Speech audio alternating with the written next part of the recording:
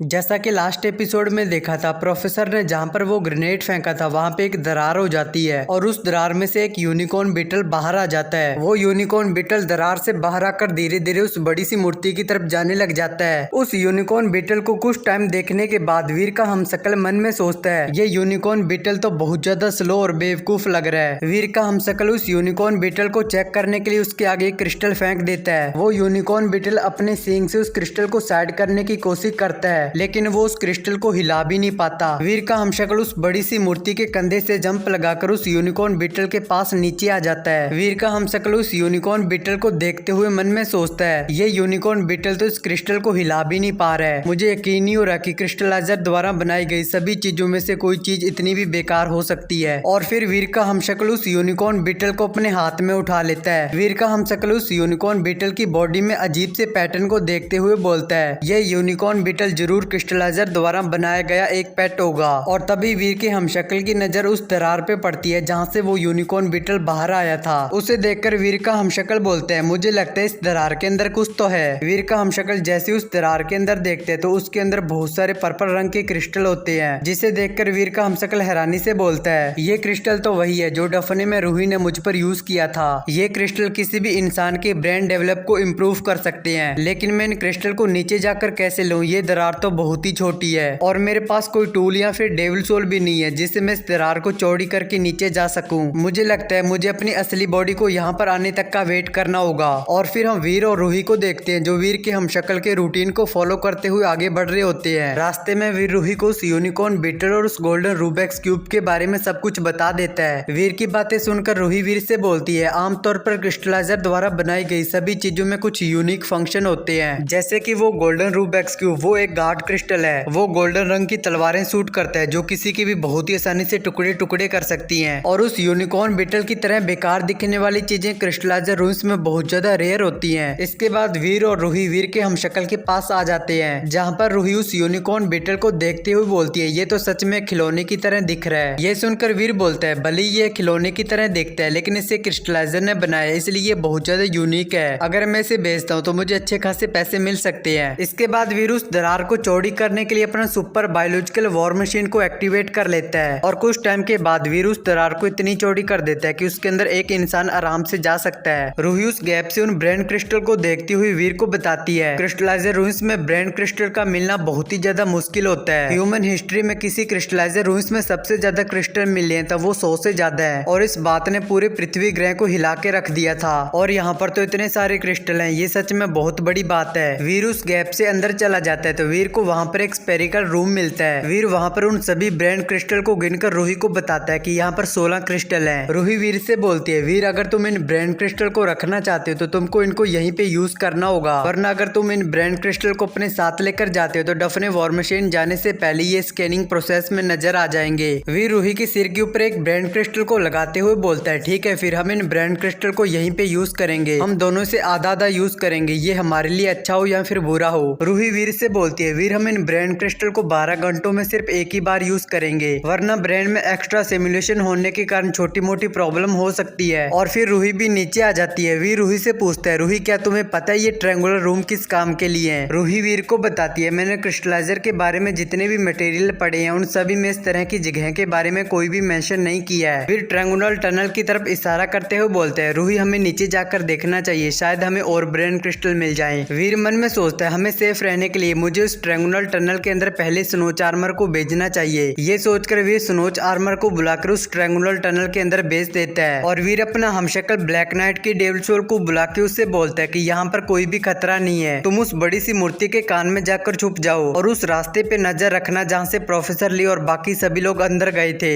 इसके बाद हम देखते हैं कि वीर और रूही उस ट्रायंगुलर टनल के अंदर जा रहे होते हैं। रूही बोलती है, पता नहीं ये टनल और ज्यादा कितनी गहरी है। वीर बोलता है, आखिर ये जगह क्या है? 1 दर्जन से भी ज्यादा कमरों से गुजरने के बाद भी हमें कुछ भी नहीं मिला है। वो तीनों उस ट्रायंगुलर टनल से होते हुए एक क्रिस्टल रेलिक न्यूक्लियस लाइब्रेरी में आ जाते हैं, जिसे देखकर रूही बहुत ही ज्यादा हैरानी से बोलती है, ये तो क्रिस्टलाइजर का खजाना है। ये सुनकर वीर बोलते हैं, क्या खजाना? आखिर तुम्हारे कहने का क्या मतलब है? रूही वीर को बताती है, मैं उसी खजाने की बात कर रही हूँ जिसे हम ढूंढ रहे थे। ये सभी ब्लैक क्रिस्टल कैबिनेट उन सभी कैबिनेट से मिलते जुलते हैं जहाँ पर वो क्रिस्टल स्टोर होते हैं जो हमने पहले डिस्कवर किए हैं, लेकिन ये वाले कमरे पिछले मिलने वाले क्रिस्टलाइजर खजाने से बहुत ज्यादा अलग है, इसलिए मैं कंफर्म नहीं हूँ कि ये क्रिस्टलाइजर खजाना है या फिर नहीं। वीर स्नोच आर्मर को उन ब्लैक कैबिनेट में से एक कैबिनेट खोलने के लिए बोलता है। स्नोच आर्मर जैसे उस ब्लैक कैबिनेट को खोलती है तो वो खाली होता है, जिसे देखकर वीर हैरानी से बोलता है ये तो खाली है। उस खाली ब्लैक कैबिनेट को देखकर रूही बोलती है अब तो मैं कंफर्म हो गई हूँ, ये वही कैबिनेट है जहाँ पर क्रिस्टल रखे गए होंगे, ये जरूर ही क्रिस्टलाइजर का खजाना होगा। लेकिन ये एक रॉयल्टी रूम्स के हिसाब से कुछ ज्यादा ही छोटा लग रहा है। इनफैक्ट इन कैबिनेट की तुलना तो छोटे रूम्स में मौजूद कैबिनेट के साथ भी नहीं की जा सकती। इसे देखकर ऐसा लग ही नहीं रहा कि इसे रॉयल्टी के लिए डिजाइन किया गया है। वीर एक्साइटेड होते हुए बोलते हैं तो क्या होगा अगर ये कैबिनेट छोटे और खाली हैं? अगर ये खजाना है तो ये बहुत ज्यादा अच्छा है, ये भी हो सकता है कि ये किसी रॉयल्टी का प्राइवेट खजाना है। और तभी स्नोच आर्मर को एक ब्लैक कैबिनेट में से कुछ मिलता है जिसमें से गोल्डन लाइट बाहर आ रही होती है, जिसे देखकर वीर बहुत ही ज्यादा खुश हो जाता है और बोलते हैं स्नोच आर्मर क्या तुम्हें कुछ मिला है? उस ब्लैक कैबिनेट में एक गोल्डन क्रिस्टल होता है, जिसे देखकर रूही वीर को बताती है ये गोल्डन क्रिस्टल एक इनएक्टिव क्रिस्टल है और एक्टिवेट होने के बाद ये क्रिस्टल उस गोल्डन रूबेक्स क्यूब में बदल जाएगा जो तुमने देखा था। ये सुनकर वीर घबराते हुए बोलता है ये क्रिस्टल अपने आप तो एक्टिवेट नहीं हो जाएगा। रूही वीर से बोलती है डरो मत वीर, ये क्रिस्टल अपने आप एक्टिवेट नहीं होगा। इस न्यूक्लियस लाइब्रेरी में सारे के सारे क्रिस्टल तब तक इनएक्टिवेट रहते हैं जब तक क्रिस्टलाइजर उन्हें एक्टिवेट नहीं कर देते, और इन क्रिस्टल को एक्टिवेट करने के लिए जिंदा क्रिस्टलाइजर को ढूंढना इम्पॉसिबल है। ये गार्ड क्रिस्टल आमतौर पर रूम्स में देखे जाते हैं, लेकिन नॉर्मल रूम्स में ये 2x2 या फिर 3x3 रूबेक्स क्यूब मिलते हैं। यहाँ तक कि बड़ी से बड़ी रूम्स में भी 6x6 रूबेक्स क्यूब देखने को मिलते हैं, और जो तुमने 12x12 रूबेक्स क्यूब देखा वो बहुत ही ज्यादा रेयर होता है। अगर ये गोल्डन क्रिस्टल भी 12x12 रूबेक्स क्यूब हुआ तब ये क्रिस्टल एक अनमोल खजाना है। रूही की बात सुनकर वीर बोलता है ठीक है फिर मैं इस गोल्डन क्रिस्टल को अपने पास रख लूंगा। और तभी स्नोच आर्मर को एक और व्हाइट क्रिस्टल मिलता है, जिसे देखकर रूही बोलते है ये व्हाइट क्रिस्टल एक मेमोरी क्रिस्टल है जिसमें क्रिस्टलाइजर द्वारा छोड़ा गया सारा डेटा मौजूद है। अगर किसी इंसान की अच्छी खासी मेंटल पावर हो तो वो इंसान सीधा ही इस क्रिस्टल के सारे डेटा को देख सकता है, लेकिन आजकल के इंसान बहुत ही हार्डली उस लेवल तक जा सकते हैं। इसलिए हमें मशीनों पे डिपेंड होकर इन क्रिस्टल का थोड़ा बहुत हिस्सा ही समझ आता है, क्योंकि ये क्रिस्टल क्रिस्टलाइजर रॉयल्टी द्वारा पीछे छोड़ा गया है। इसलिए इस क्रिस्टल में क्रिस्टलाइजर की इंपॉर्टेंट इन्फॉर्मेशन हो सकती है। अगर हम इस क्रिस्टल में मौजूद डेटा में से एक छोटे से हिस्से को भी ट्रांसलेट कर लेते हैं तो हमारी साइंस और टेक्नोलॉजी को एक बड़ी लीग मिल सकती है। वीर उस ट्रायंगुलर टनल की तरफ देखते हुए बोलते हैं रूही क्या तुम्हें उसमें से कुछ आवाजें सुनाई दे रही हैं? और तभी उस ट्रायंगुलर टनल में से बहुत सारे पिंक कलर के क्रिस्टल निकलना शुरू हो जाते हैं, जिसे देखकर वीर और रूही हैरानी से बोलते हैं ये तो पैरासाइट क्रिस्टल है। वीर जल्दी से रूही का हाथ पकड़कर वहाँ से भागना शुरू कर देता है और वो सभी पैरासाइट क्रिस्टल उन दोनों के पीछे लग जाते हैं। वीर बर्फ के दांतों वाले स्नो वुल्फ को बुला लेता है ताकि वो उसे गाइड की तरह यूज कर सके और उसे पता चल सके कि रास्ते में आगे खतरा है या फिर नहीं। और तभी उनके आगे वो गोल्डन रूबेक्स क्यूब आ जाता है। वो अपनी गोल्डन लाइट बर्फ के दांतों वाले स्नो वुल्फ के ऊपर डालता है, जिससे उसकी बॉडी के 2 टुकड़े हो जाते हैं और वीर की वो डेविल सोल वहीं पे डिस्ट्रॉय हो जाती है। उस गोल्डन रूबेक्स क्यूब को देखकर वीर हैरानी से बोलता है ये तो गोल्डन रूबेक्स क्यूब है। रूही दूसरे रास्ते की तरफ जाते हुए वीर से बोलती है वीर यहाँ पे आओ। वीर रूही की बात सुनकर रूही के साथ उस रास्ते पे भागना शुरू कर देता है। वीर बोलता है इन पैरासाइट क्रिस्टल की संख्या बढ़ती जा रही है और वो गोल्डन रूबेक्स क्यूब और वो सभी पैरासाइट क्रिस्टल अभी भी उन दोनों के पीछे आ रहे होते हैं। और तभी वो दोनों भागते भागते एक डेड एंड तक आ जाते हैं। उनके आगे कोई भी रास्ता नहीं होता, उनके आगे एक क्रिस्टल की वॉल होती है। वीर गुस्से से बोलता है बाढ़ में जाओ। ये बोलकर वीर अपनी लेजर गन से उन पैरासाइट क्रिस्टल के ऊपर शूट करना शुरू कर देता है और वीर की देखा देखी रूही भी अपनी लेजर गन से उन पैरासाइट क्रिस्टल के ऊपर शूट करना शुरू कर देती है। लेकिन इससे उन पैरासाइट क्रिस्टल को ज्यादा फर्क नहीं पड़ता। वो पैरासाइट क्रिस्टल उन दोनों के बहुत ज्यादा पास आ जाते हैं। ये देखकर वीर रूही को एक कॉर्नर में छुपाकर खुद से कवर करते हुए उन पैरासाइट क्रिस्टल की तरफ एक ग्रेनेड फेंक देता है। वीर के उस ग्रेनेड को फेंकती वहाँ पर एक बहुत तगड़ा धमाका होता है, जिससे वो सभी पैरासाइट क्रिस्टल डिस्ट्रॉय हो जाते हैं और उस ग्रेनेड के कारण वहाँ पर क्रिस्टल की दीवारें एक्सपेंड होना शुरू हो जाती हैं और वहाँ का एरिया पूरी तरह से भरना शुरू हो जाता है। वीर और रूही के पास वहाँ पर खड़े रहने के लिए थोड़ी सी जगह बची होती है। वीर रूही से पूछता है रूही क्या तुम ठीक हो? रूही बोलती है हाँ मैं ठीक हूँ। इसके बाद ये एपिसोड होता है यहाँ पर एंड।